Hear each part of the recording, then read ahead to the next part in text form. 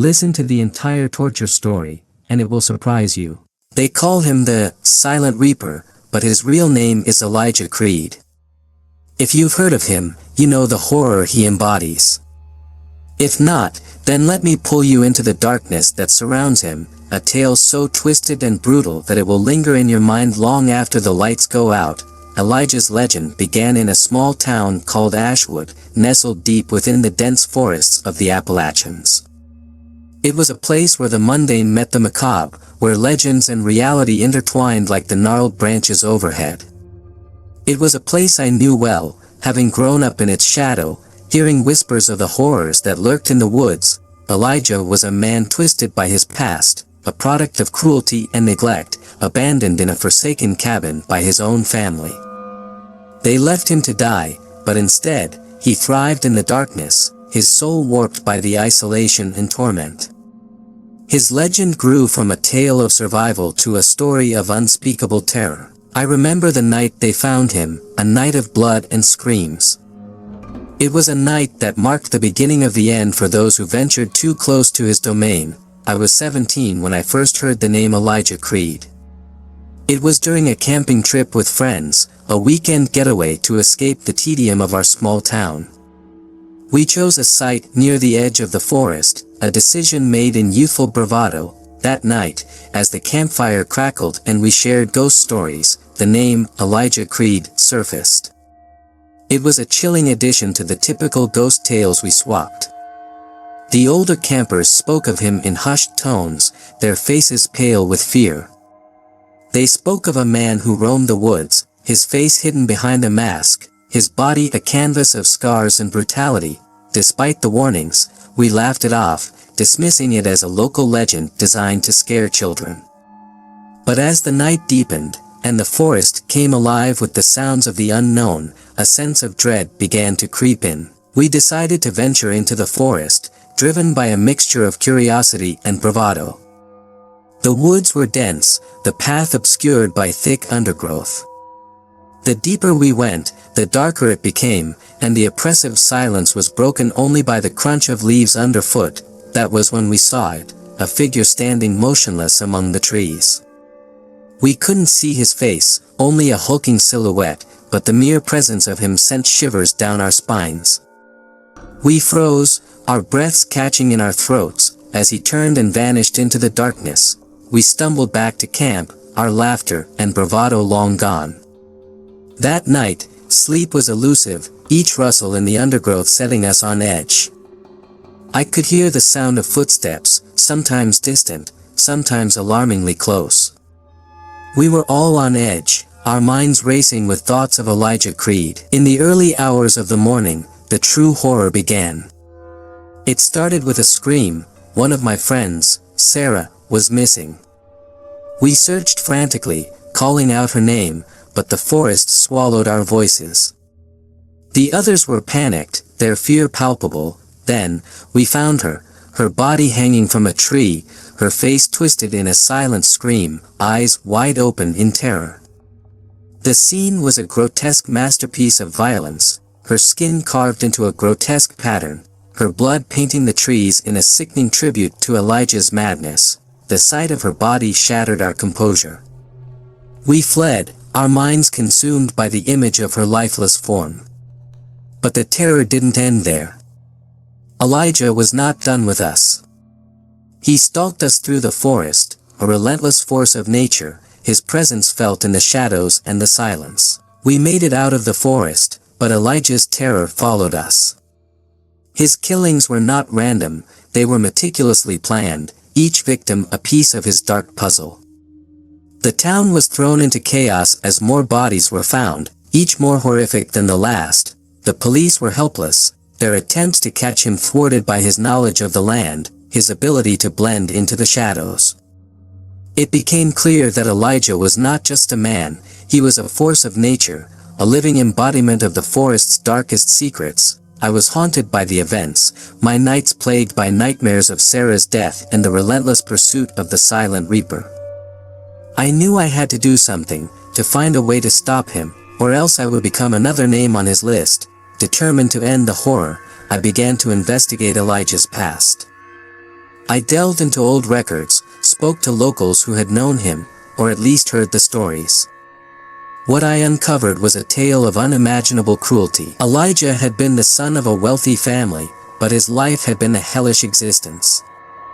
His parents were notorious for their cruelty, subjecting him to physical and psychological abuse. They had abandoned him, leaving him to die in the cabin where he had been found, but Elijah had survived. The forest became his sanctuary, a place where he honed his skills in brutality. His torment had twisted him into a creature of unimaginable horror, his revenge manifesting in the most gruesome ways. The more I learned, the more I understood his madness. It was a cycle of abuse and vengeance, a twisted reflection of the pain he had endured. And I realized that to stop him, I had to confront him, to face the darkness that had consumed him. Armed with my newfound knowledge, I ventured back into the forest, seeking out the cabin where Elijah had been abandoned. The forest was even more oppressive now, the trees seeming to close in around me. The air was thick with the stench of decay, and every sound made my heart race. The cabin was as I remembered it, rotten, abandoned, a testament to Elijah's origins. I entered cautiously, my flashlight casting eerie shadows on the walls. The interior was a macabre gallery of his brutality, photographs of his victims, tools of torture, and a blood-stained bed that spoke of unspeakable horrors. I was not alone. Elijah appeared, his hulking figure emerging from the shadows. His mask was a grotesque visage of stitched-together skin, his eyes cold and devoid of humanity.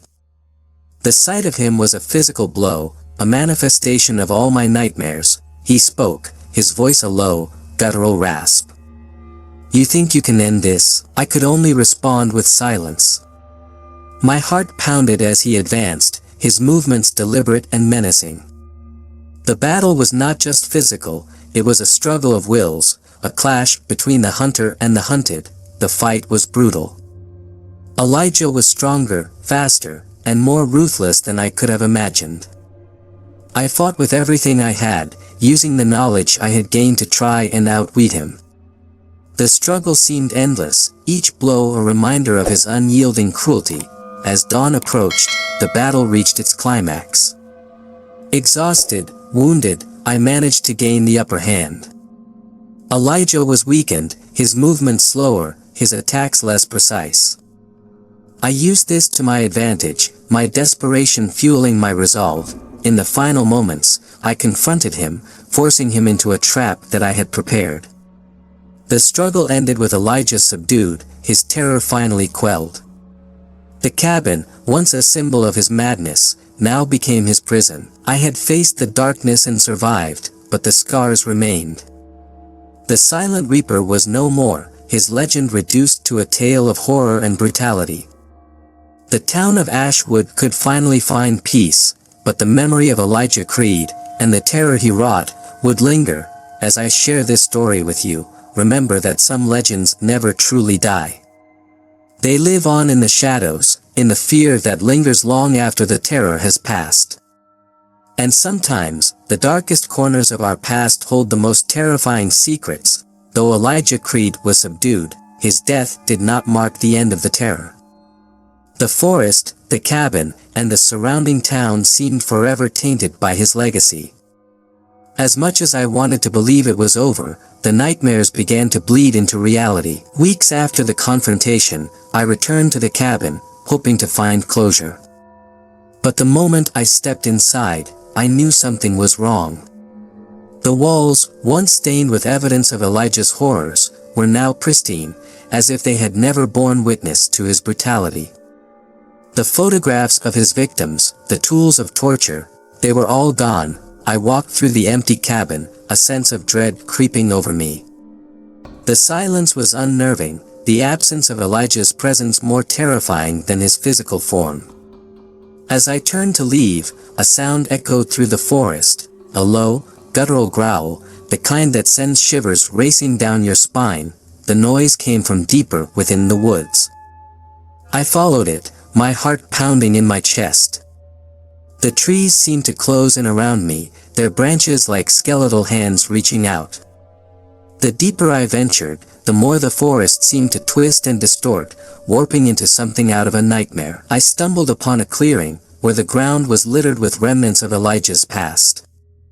The scattered bones, the scraps of clothing, they were a grotesque reminder of the horror that had taken place. And there, in the center of the clearing, stood a new structure, a shrine, a macabre tribute to Elijah's victims. The shrine was a grotesque masterpiece of horror. It was adorned with the faces of the victims, their eyes hollow and lifeless, their mouths frozen in silent screams. Each face was a reminder of the violence that had occurred, a testament to the twisted mind that had orchestrated it all. As I stared at the shrine, a cold chill washed over me. Elijah's presence was palpable, more terrifying than any physical form. The forest seemed to come alive with whispers, the trees rustling as if in anticipation of something dreadful. I discovered that Elijah had not just been a man of violence, but a practitioner of dark rituals. The shrine was not merely a collection of his victims, but a part of a larger, more sinister plan. The forest was his sanctuary, a place where he had conducted dark ceremonies, seeking to bind the souls of his victims to his will. The rituals were described in faded journals I found buried beneath the shrine.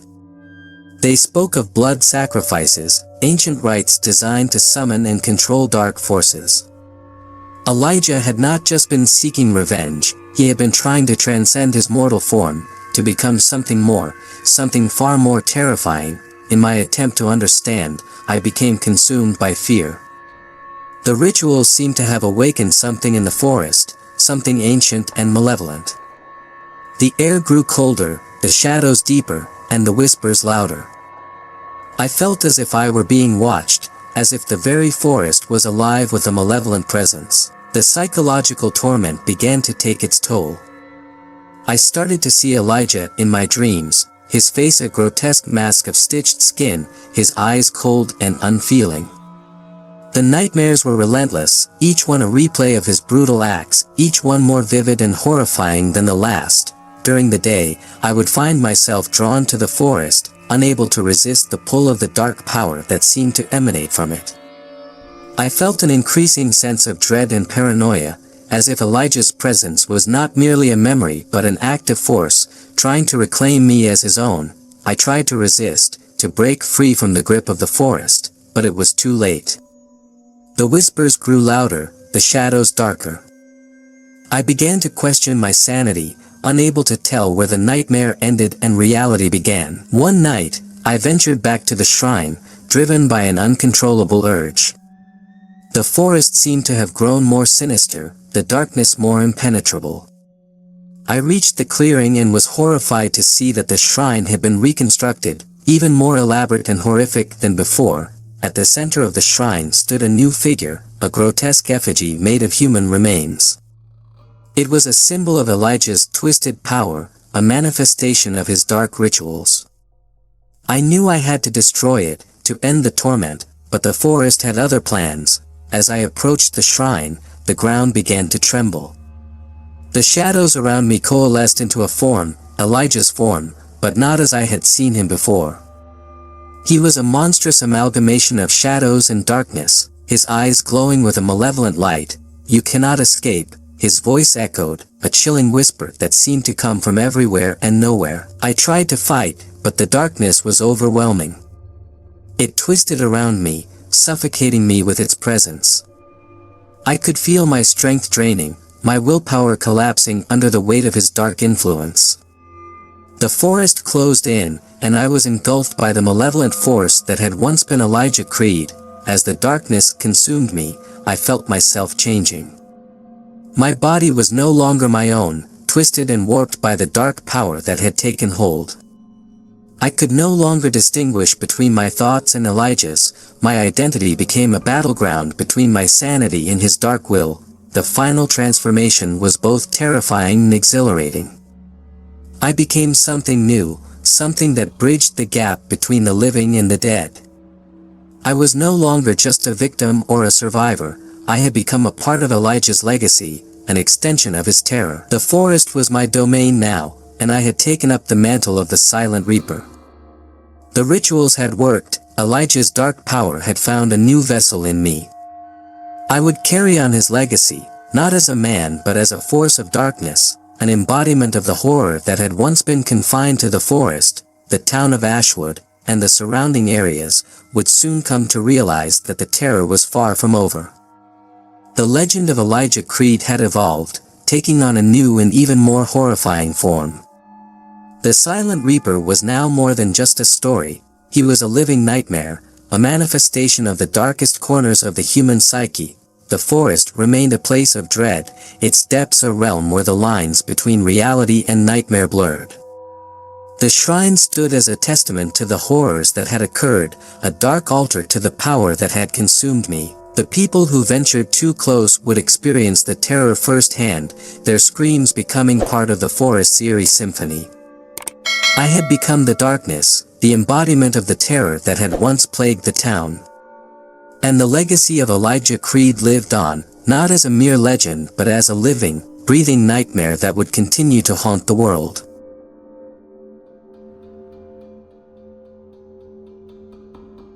The transformation was complete. I roamed the forest with a newfound power, an echo of Elijah Creed's darkest desires. The forest had become an extension of me, a living entity infused with the terror I now embodied. The lines between reality and nightmare had completely dissolved. I felt an insatiable hunger, a desire to inflict the same suffering Elijah had once known. My first target was a group of hikers, naive and carefree, venturing into the forest with no knowledge of the horrors that awaited them.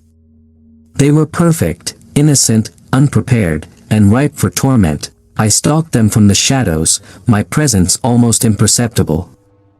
The thrill of the hunt was intoxicating. I could hear their laughter, their conversations, a stark contrast to the violence I was about to unleash. I followed them, my footsteps silent, my breath even, savoring the moment before the kill. The hikers set up camp in the heart of the forest, oblivious to the danger that lurked nearby. As night fell, I made my move. The campfire's light flickered, casting eerie shadows on their faces. I watched from the darkness, my mind filled with anticipation. The first sign of terror was a whisper in the night, a faint rustling of leaves that set them on edge. They were nervous, but they brushed it off as the wind. I was closer now, moving silently, my presence a malignant force creeping ever closer. When I struck, it was brutal and swift. One by one, I picked them off, using the forest to my advantage.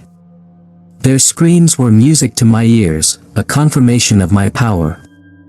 Each victim was left in a grotesque display, their bodies arranged to create a horrific tableau of violence. Their fear and agony became part of the forest's dark symphony. The survivors were few, their numbers dwindling as I continued my assault. I relished in their terror, their attempts to escape only prolonging their suffering. The forest was a labyrinth, and they were lost within it, their cries echoing through the trees.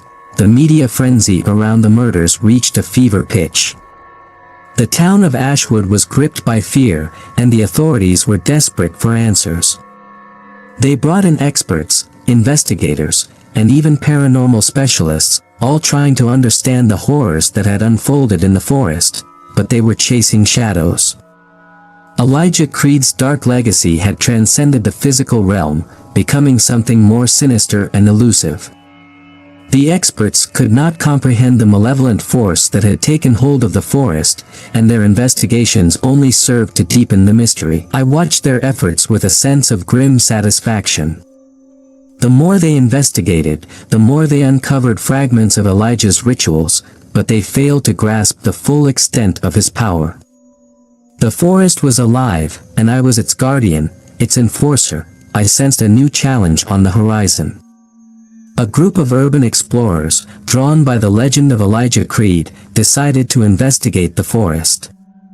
They were confident, armed with modern technology and a sense of invincibility. They intended to uncover the truth behind the legend, but they were woefully unprepared for what lay in wait. I observed them from a distance, their arrogance and bravado a stark contrast to the horrors they would soon face. They ventured deeper into the forest, their lights piercing the darkness. I allowed them to explore, to grow complacent, before I struck. The encounter was a spectacle of terror. I used the forest to create elaborate traps, each one more brutal than the last. The explorers were picked off one by one, their screams swallowed by the darkness. The violence was extreme, each death more graphic than the previous, a testament to the darkness that had consumed me. The forest was now a realm of chaos, its once orderly paths twisted into a nightmarish maze. The survivors of the explorer group were broken, their minds frayed by the terror they had experienced. They stumbled through the forest, desperate to escape, but their efforts were futile. I stalked them relentlessly, my presence a constant, menacing force. The psychological torment was as intense as the physical violence. I played with their minds, creating illusions and phantoms to heighten their fear. Their sanity eroded as they faced the full force of my wrath. Their final confrontation was a desperate attempt to survive, but it was in vain. I had become more than a man, I was a force of nature, a living embodiment of terror. The chaos culminated in a final, gruesome showdown, a brutal display of power that left the forest echoing with their final screams. The media reports finally ceased, the forest becoming a place of whispered rumors and dark legends. The town of Ashwood was left in a state of fear and uncertainty, its residents haunted by the memories of the horrors that had occurred. The forest remained a place of dread, a living testament to the darkness that had taken root. Elijah Creed's legacy continued, a never-ending cycle of violence and terror. The forest was no longer just a backdrop, it was a part of me, a reflection of the horrors I had embraced. As I look out over the forest, I know that the terror will never truly end. The legacy of Elijah Creed lives on in the shadows, in the whispers of the wind, and in the fear that permeates every corner of the forest.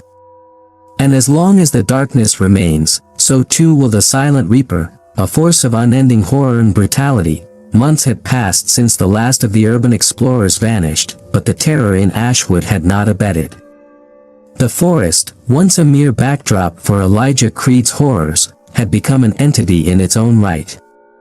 Whispers of new sightings began to circulate, disjointed reports of strange figures and unexplainable occurrences. I had become more than just a legend, I was now a part of the very fabric of the forest. The darkness had deepened, the shadows longer, and the silence more oppressive. I reveled in the fear I instilled, the power it gave me. Each new rumor, each frightened glance, fed my growing sense of dominance. A group of new thrill-seekers arrived, drawn by the stories they'd heard.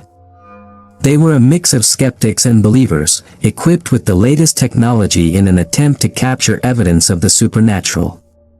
They entered the forest with an air of defiance, but I knew they were doomed from the start. The group, consisting of amateur investigators and paranormal enthusiasts, set up camp near the edge of the forest.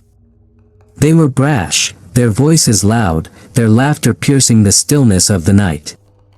They carried cameras, EVP recorders, and all manner of gadgets designed to capture the elusive presence of ghosts. I watched them from the shadows, my anticipation growing. Their presence was both a challenge and an opportunity. I would turn their bravado into terror, their skepticism into sheer horror. The first sign of trouble came with the disappearance of one of their members, a young woman named Lisa. Her screams echoed through the forest, a chilling sound that quickly silenced the group's laughter. They found her body suspended in the trees, her face twisted in a silent scream, her eyes wide with terror. The scene was a grotesque reminder of the past, a macabre artwork that would set the tone for what was to come.